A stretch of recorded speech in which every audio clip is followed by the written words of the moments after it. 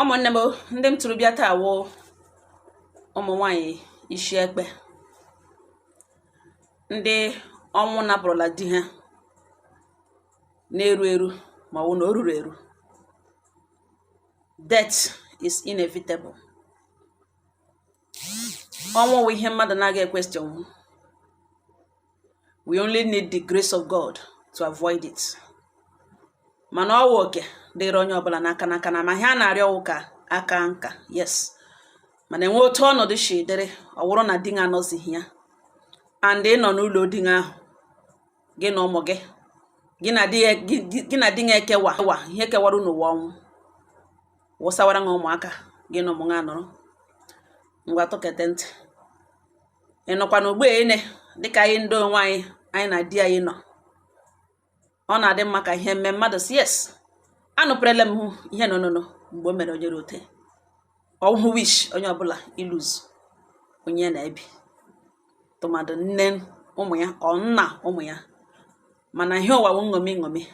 Ọ dị mma ka a nọrọ, ọ n'ihi na anọrọ kpatara eji nwee ihe a ga-ekwu mgbe okwu dara. Toruonụ ntị ọ n'ala. Anọ m otu nwanne anyị nwaanyị akpọ m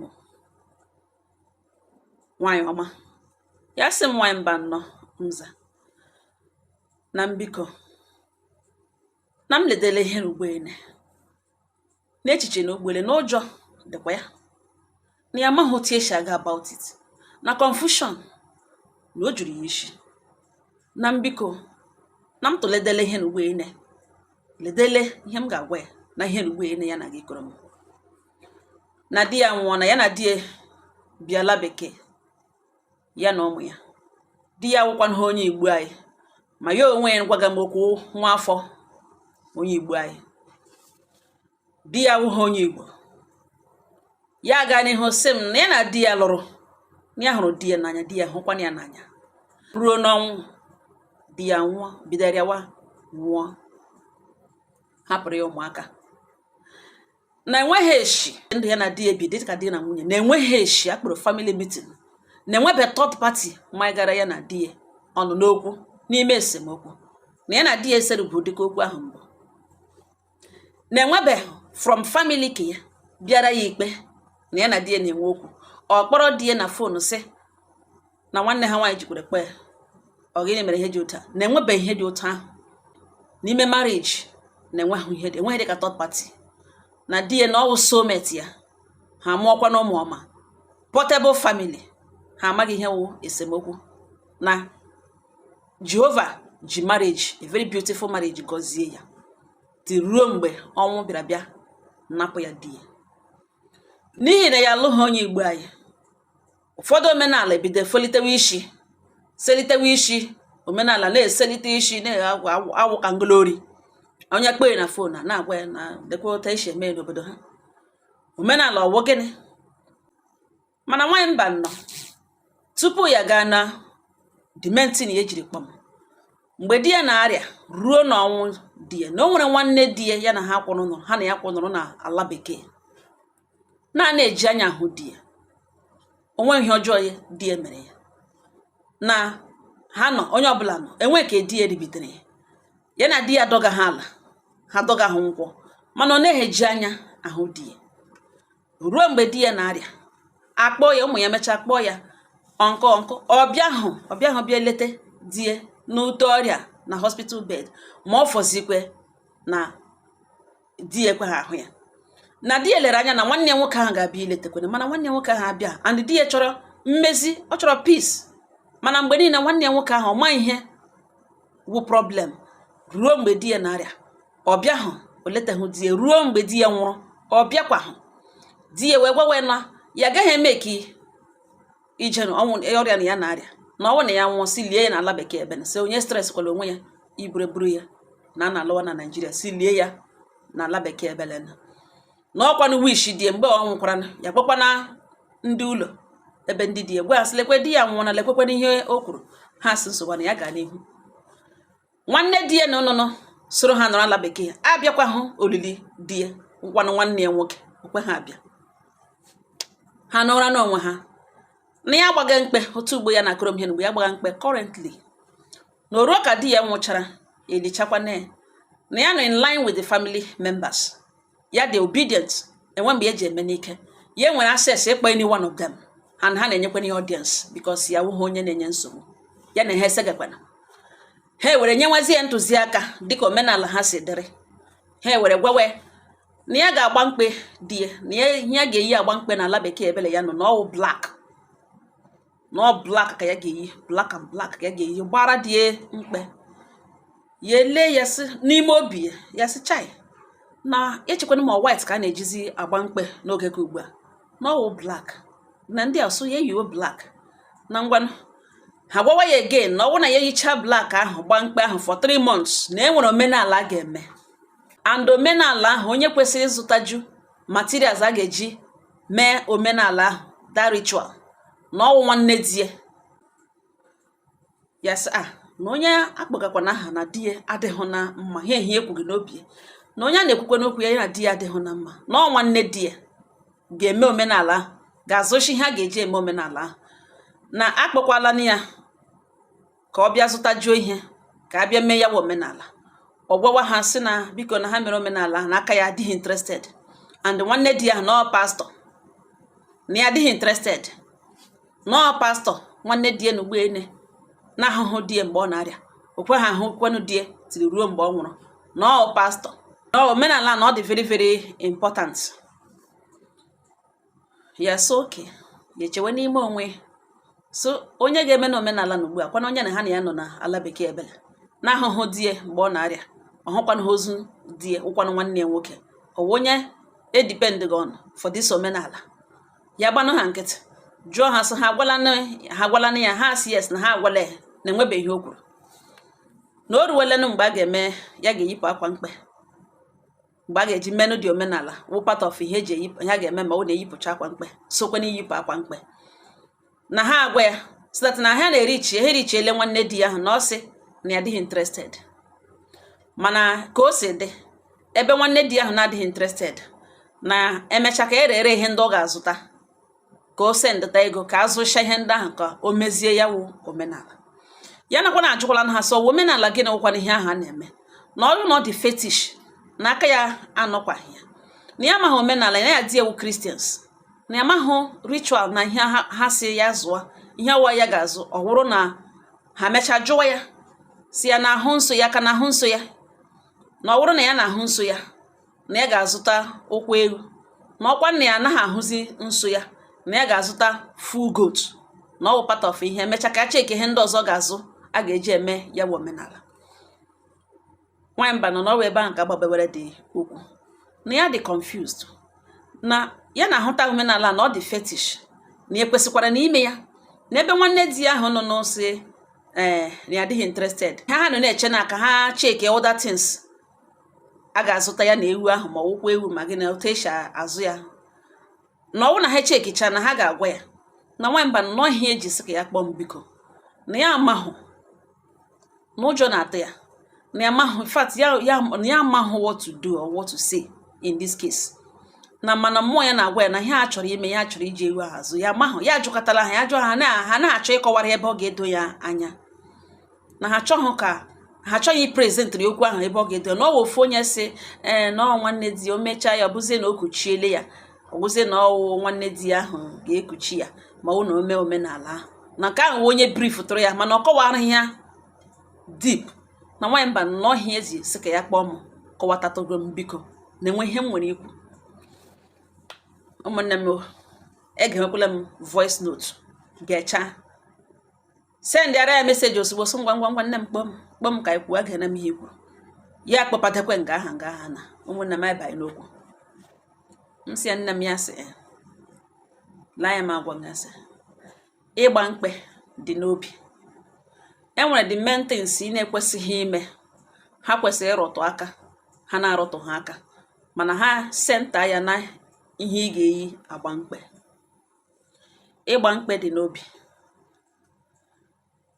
ị kwesịghị ịga pati ebe a na-eme ọwa mbe dịka onye nọ ala bekee gbaga mkpe ị kwesịghị ịga ebe ọbụla na-eme mmemme dịka wedding ebe a na-eme pati ebe a na-enwe obi aṅụrị ị kwesịghị ịga ebe ahụ ị kwesịghị ị na-eme ntecha dị fashionable.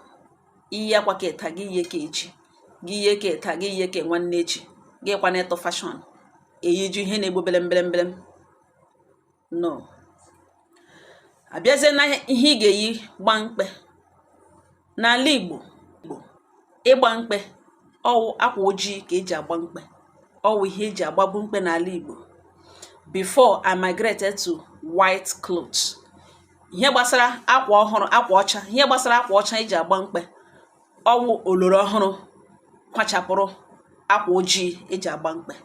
Before akwa ojii ka eji agba mkpe, black and black satin, black and black ka eji agba mkpe with gorimapa, akpochachichi isi niile, kukoshi ihe niile, black ka eji agba mkpe.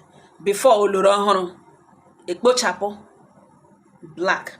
Ọ bụrụ na oloro ọhụrụ ga-ekpochapụ black, replace it with akwa white, that means akwa eji agba mkpe can be any clothes. Mana ya wụrụ akwa ị ga-maintain na ihe na ọwa akwa iji agba mkpe. Ọsọ gị were white gbaa ya, gị yirikwe black gbaa ya, onwe ihe ọjọọ mere. Gị yiri black, yiri white gbaa ya, onwe ihe ọjọọ mere.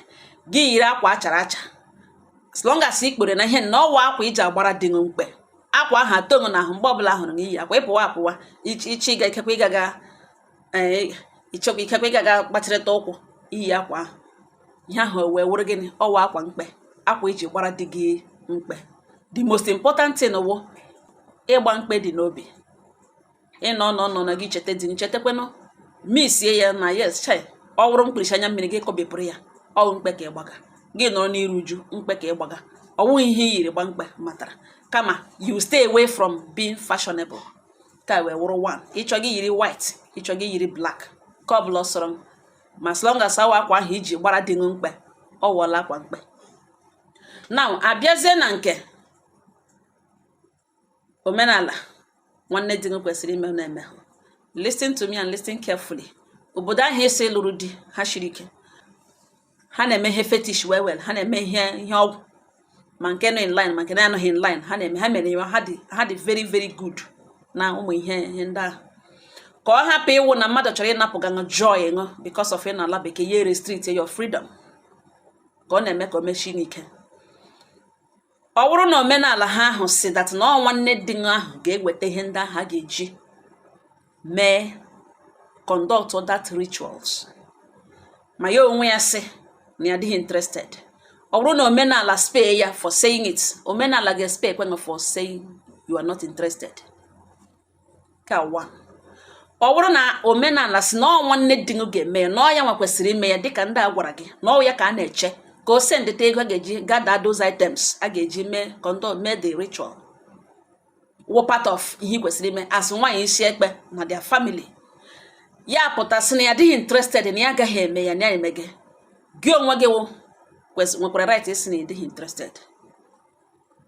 I spare ya, omenala ahụ put you in that position, spare ya, ọ ga-spare ekpe gị nwa. Now find out ihe o jiri wụrụ na ọ ya nwa ga-ewetarịrị ego eji eme datin, ka ị mara ma ọwa ego ihe omenala ọ ga-eme ya ekuchie gị. Now ọ wụ onye na-ekuchi gị, ị gaghị ekuchi nwaanyị ma ọ bụrụ na nwaanyị ahụ achọ ka ekuchie ya. No, ị gaghị ekuchi nwaanyị by force or against her will. Nwaanyị ga-ekweta before ekuchie ya. Ka na one. Na another one wụ ya onwe ya o kwesịrị ikuchi gị n'ihi na ihe awụ onye na-ahụhụ, onye na di na-arụhụ na mma mgbe ọ dị ndụ ruo na mgbe site na nganga ya ruo n'ọnwụ. Kedu right o nwere ị ga-eme omenala oge ji kuchie? Ka another question ị ga-ajụ. Ma ọ bụrụ na ha sụta onye nke ọzọ brief na ihe gbasara nkuchi, o nweghị any right ikuchi gị. Ma ọ bụrụ na o reach out to you, ma ọ bụrụ na ikwete ya pụta bibi ime omenala o ji ekuchi gị, mana good at ọ sị na adịghị interested. Ajụjụ ọzọ ị ga-ajụ ha wụ ebe onye ọwụ right ya ikuchi ṅụ mana o mekpere ala, mana o kwesịghị ikuchi ṅụ, ị gaghị ege kuchie nwunye nwoke gị na ya na-arụhụ na mma, nwanne ṅụ ịgbara ajụ ọṅụṅa kpa ya ajụ abụda, gị ga-ege kuchie ya, you are endangering that woman's life. Di gị ga-akpa aka ọjọọ n'ahụ, ọ ga-ekwesị n'iwu, o kwesịghị ekwesị, ọgụ nwa ga-ekwu onye ga-ekuchi ṅụ, ọgụ ga-ekweta before ekuchie ṅụ, nwanne di gị ọbụla ekuchie ṅụ. Mana ebe na ọhụ ozu dị anya, ọ gbahụ mbọ dịka nwanne, o mere hụ dị ihe nwoke kwesịrị ime nwanne, o nweghị that right, even o mechagodo ihe a niile gbuore nwanne nwoke onwe ruo n'oge ọnwụ, ọgụ nwa ga-ekweta before ya ekuchie ṅụ. mana ebe ọ ma that na ọ gaghị work, that ritual nyere ya the right to accept or to refuse, and o refuse kwene knowing fully well that ọ gaghị work. Ọ gịnị bụ ihe ji si oke na ọgụnwa zụtazie the materials?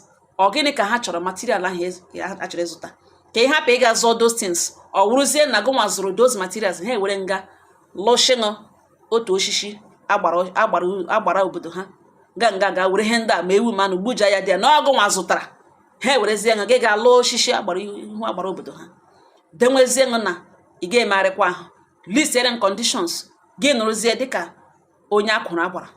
Ọ gịnị wu ebe onye kwesịrị ime ihe ndị ahụ emeghị ya? Why should it be you that will provide those things? Nwaanyị pụta chapụta nwokorobịa ahụ ya so likere na ọ chọrọ ịlụ ya, ke nwokorobịa mechaa change your mind ya na ọ naghị alụzikwe, nwaanyị ahụ ọ ga-aga nara list bịa lụọ onwe by force? Ebe somebody briefing in na ihe ahụ azụga na ihe gbasara nkuchi, onye asọ right ya nwanne di ya na di arụ na mma from ọrịrịa ruo n'ọnwụ, and o mere accept that na ya na di enweghị jikọrọ ya na ya bụ ọ gawarala onwe makwa na ya kpara nwanne ya nwoke agwa ọjọọ. Abịazi egbu ya kpa ebịa omenala na-asịzi ya na ọ right ya ikuchi nwaanyị and ọ bụghị force, ọ bụ by force. Ya nwagwere right esi yes or no, ya gwagwa ndị obodo na ya chọọ. Ọ gịnị kpatara ha ga-eji sị zụwazie destin welatara ha? Kedu onye ha chọrọ ịnwe nwa gana? Ọgụnwa ga-akwụ ụgwọ, ọgụnwa ga-ekuchi, ọgụnwa ga-akwụ ụgwọ ihe ha ga-eji ekuchi nọ. Jụọ ha data ajụjụ. Now before gị gaa further, achọrọ m ka ị kpọọ onye ahụ ị na-akpọ ebe ha na-achọghị ịpụta plan, gwawe ha okwu ọnụ that na ihe ndị asị ịzụ na ịdị ha aware of it na gị na dị Christians mgbe ọ dị ndụ tili ya nwụọ, na enwere some things ị na-akwesịghị ime dị na-aga emekwa na accept ka ime. Nne m ụjọ atụla m, wepụ ụjọ n'ime ndụ gị. Onye ọbụla nwere right, enwere some things ị nwere right esi na ị ga-eme, nwekwa ihe ị nwere right esi ị gaghị eme. Dịka nwanne di nwere right esi na ọ gaghị azụ ihe ndị ahụ na ọ dịghị interested, he respect his wish. Enweghị onye bịa gwawa na ọ dịkwa dangerous, ọkwa ịma ihe dị ịma the implication. Nobody threatened him. He may accept na ọ sị na ọ dịghị interested. Then why are they asking for goat? You send the ego eji zụọ those things. Who do they want to marry you to? Ke onye ha chọrọ ka o kushi achọrọ ka village priest ha bịa kushi or something. Ọgụnwa ga-azụ ihe ndị ahụ. Ọgụnwa ga-propose to one ukwu osisi ga ebe a ga-elipa wanga. Be very very careful with those people. Emena ka ịdịnwacha na onwe gị like enweghị ebe isi. Mgbe ha bịara bịa lụgụ, enwe mgbe ha kwuru that na wụ na nwa ha nwoke nwere kwekwa omenala ha na enweghị any right like onwere enweghị mere di na nwanne di ọbụla ga-ekuchi na ị ga-akwụ ụgwọ onye ọzọ ga-ekuchi. All these things in detail rụrụ ya, and ị nwere right isi ikweta before ekuchi ṅụ. Emena ka enweghị ebe a bịara bịa lụrụ obodo niile nwere omenala hiwere ha, and ọ bụ omenala obodo gị ka ejiri kwụ ụgwọ isi ya ka ejiri lụọ. So dịka ị na-erespect omenala obodo ha, gụ ha nwa ga-erespect kwa omenala obodo ebe ha bịara bịa lụrụ nwaanyị n'ihi na ọ dị mkpa. Ọnwụ nkụ nọ na mba na-eghere mba anyị. Eshekile ụjọ atụla m, kpọọ ha gwa ha sidat na ihe a ha sị gị zụọ na ha echeki ọfụma, pụta plan kwuo ihe ndị eji ihe ndị ahụ eme, and gị onwe gị ga-emekwa ka ndị nwe gị mara ka ha dị aware. And ọzọ dịka ibe ya wụ na oyili di na ọ nọkwa ebe na ala bekee ebe na every now and then ka ị na-eji visit ili di na-agwakwa ya ihe ebe okwu nọ na ebe shie ihe metebere n'ote ihe shagaga so far, n'ihi na ọ ya nwa kpọtara na that village, n'ihi na ọ wụ omenala ka eji alụga, n'ihi na ịgba mkpe dị n'obi. Even though na di ya nwụnara, you still miss your husband and ị na-visit the grave every day, and ị na-akọwara ya ote ihe shi na-aga na ote o shi na-agawa, that you still miss your husband. Na ha echeke ihe ndị a ha sị gị zụọ, na ha pụta plan ka a mara ihe a zụgara ya for, what is it for exactly, and na ị ga-emekwa ka ụmụnne gị dị awe, ụmụnna gị dị awe ka a mara. And again, ihe a sị nwanne di gị na ọya kwesịrị ịzụ datin, kedu ihe o ji iwu na ọhịa ga-azụ ya? Ihe ahụ o kwesịrị asị na ọya nwa kwesịrị ịzụ ọwa ọzọ ya, ọ gịnị ka ọ pụtara? Na ha pụta plan gwa gị ihe nwanne di gị ga-eji ọ were ya nwa ga-azụ those things, ọ gịnị ka ejikwa na ya eme, ọ gịnị ka ọ pụtara? Ka mmadụ hapụ isi n'azụ suo mmadụ ibe ya nri. Ngwacha ya si chai nwaanyị mba nnọọ na mbulitele moral ya na yes na ka ya kpọọ ka ya mara ya ihe exactly ihe anaghị ya ga-eme.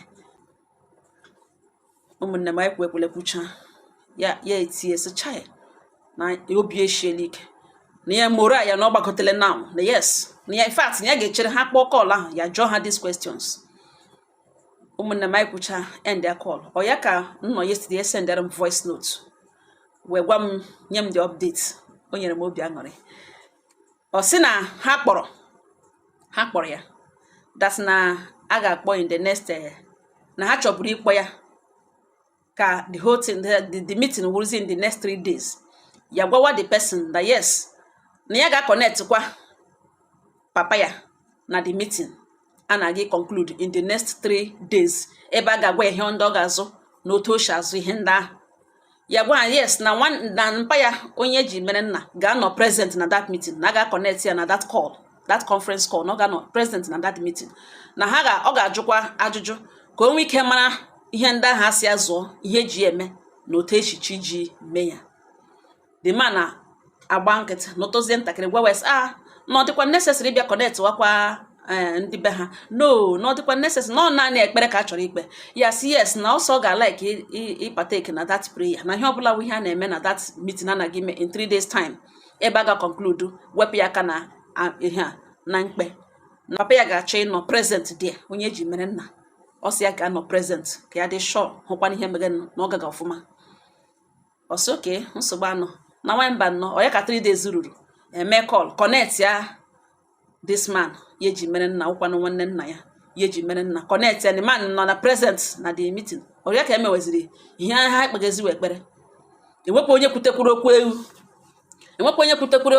ewu na ogbe ewu ọ ịbịa jụọ ya na kwụsị n'ihu nsọ gị ka na ahụ nsọ ị ga otu ewu okwu ewu fulu ewu mpi ewu na enwedo onye kwuteziri okwu material asịkwa material asị ha ọ bịa sịlekwa ihe niile ekwugara ya ga-azụ a ga-eji ewepụ ya aka n'ịgba mkpe. Nwezi onye kwutekwuru okwu ya tọọ ihe anọziwe ekpere. The oldest man na the family ha ga-eme invite ọwa ọrụ ya bịa ọ na-ekwu a na-eme from today na ọnwa ekewele ya na di ya na-ewepụla ya aka na hụ nwa ha nwoke na ọ dị free na ọ wee free woman na ọ gbala di ya mkpe gba ya ọfụma kpewe na ọ ga-adịrị ya mma na ụka nka na ụmụ ya ga-akakwa nka na ụmụ ya dị highly welcome ha ga-aka nka n'ezinụlọ a na-ekpe ụmụ ekpere ọdịnala ndị a ya na-eti in Jesus name amen. Nwanne nna ya na-etikwa amen na ekpecha ekpere ahụ ha gwawazie ya si ya na biko na akwa ahụ o jiri gba mkpe ma nwe ya ara ruo na nwe ya ukwu ma nwe ka o jiri gba mkpe na ya fokọlọtacha akwa niile ahụ gaa far away ga tụfuo ya na ya gaa far away ebe dị far na ya tụfukwule around ebe ahụ ya bi na ya gaa far away ga tụfuo ya na ya tụfuo ya. Ha chọsị ha gaa chọọchị na ọ gbachana na nwa ha nwoke mkpe na ọ wee free woman na nwamba na ọhịa si ka enye m update. Ụmụnne m reply ya sharply si ya na anọ na m update no. Glory be to God. Chineke nna ya ribe otuto eze ndị eze nara ekele na o ruru ya. Mana ihe ọzọ m nyopụtaghara na ihe ha gwara ṅụwụ nke asị ga tụfuo akwa mkpe. No, atụfukwele yo akwa mkpe a na-agba ya ọkụ ịgbacha na mkpe otu ọ sọrọ gị isi discard akwa mkpe mana anaghị atụfu ya atụfu a na-agba ya ọkụ ka ihe hapụ ịga tụfuo ya onye ara atụtụrụ ya ka ihe hapụ ịga tụfuo ya ndị dị ike n'ime black magic evokulata ya village were manipulate wa mewe nke dị ha mma. Anaghị atụfu ya atụfu a na-agba ya ọkụ. Biko don't make mistake ekwekwala mmadụ ọbụla ghọrọ ịṅụ ka ha sị na gị ga ebe gagakwala ebe ibi na gị ga far away gaga tụfuo ya gị gaga tụfuo ya ka mmadụ ha ịhapụ ịtụfu something ihe evokulata ya village ihe ewu nwe ya ukwu ma nwe ya ara ma nwe iji gbara dị mkpe. Nne m anụbeghị m na atụfuru ya atụfu. Anaghị atụfu akwa mkpe atụfu. Ị ga-agba ya ọkụ ọgụ nwa yiri dị akwa ọnwụ iyi pụtara n'ahụ ọnwụ iji gbara dị mkpe. Ị kwesịghị ịtụfu ya because ịmaghị onye ga-atụtụrụ ya ịmaghị onye na-aga iyi ya. Ọgụ nwa gbara dị mkpe gụnwa gbara mkpe ahụ gụnwa akwa ahụ ị kwesịrị ịgba ya ọkụ. Anaghị atụfu ya atụfu. Part ahụ dị very very careful. Ụmụnne m ọ wote eshiri kwucha ya wokwu end ya. Ụfọdụ ụmụnne anyị alụọla ndị na-awụghị ndị Igbo anyị ebe omenala na-edo ha anya ebe ha na-ama aka akụghị ebe ahụ ewere omenala ụzọ ahụ omenala sịkwa memi na aha ha nwụọ wụsawa ụmụaka. Ụfọdụ omenala sịkwa omenala ivu ndị n'ọnwụ ewere ozu ha mejụsa ya oyi ndị name of ọwa omenala obodo ha. Ihe onye ma ka ọ ma, ka onye na-ama agaghị ama ya. Grandfather, my grandfather, onye amamihe floro, onye ihe many things ọ na-akụzi, ọ na-ekwu that time wụ ihe m na-abịa agbotoworo n'ebe a. Ụmụnne anyị anwụfuole, a lot of ụmụnne anyị anwụfuole, ndị lụrụ ndị na-awụghị ndị Igbo anyị, emegide ha in the name of all tradition, kwara ha ga-eme nsu ala sef, nuru ha, gbachiri ha, gbaa nkịtị, ha adaghị n'ọkụ, mee ihe ha na-ekwesịghị ime. Mana ebe ọbụla ụmụnne lụrụ ndị na-awụghị ndị Igbo, Chineke na duwe ha, Olisa bi n'eluigwe duwe ha. God will always come through for them. Amen. Ụmụnne m, ọ otu anyị siri kwute, m sị m abịa gbotowara ya ọnụ. Ọ bụrụ na ị lụrụ onye na-awụghị onye Igbo anyị, mgbe ha na-agụ omenala asụkwa omenala asụ, jụọ ese, gbarute ụmụnna gị, ụsọ chọọ nwaanyị ya gbala ụmụnna ya, jụọ ese. Enwere omenala m ihe mmadụ ga-asị na ọ bụ omenala ya, aza abịa jụọ ya, sọ gịnị mere, olee otu o ji ewuru omenala. Isi na ọ bụ omenala, ị ga-eji chineke omenala na-akagide omenala anya. Ọwụ na ịma gị, omenala na-ezighị ezi na-adara omenala ziri ezi. Enwere omenala na-ekwesịghị ekwesị, mana ọhụụ omenala kwesịrị ekwesị, ọ ga-adara ya, ọ ga-asọkọ m. Adaghekwala n'olulu ọnwụ, adaghekwala n'olulu ihe ndahie. Ọ wee gị ime ihe ị ga-eme, agba nkịtị, dagbuo onwe n'anya, gị ga-eme ihe na-ekwesị ime. Omenala, all this fetish omenala eriela ụmụnne anyị ọtụtụ, ndị na-alụghị ndị Igbo anyị, ndị ịhụnanya bururu ha alụọ ndị na-awụghị ndị Igbo anyị. Mana n'ime ọnọdụ niile, Chineke ga-eduwere m ọnụ. Ọ nga ọha nọ m n'ọnụ, ka onye na-eme ya gaziere ya, dodere ọnụ.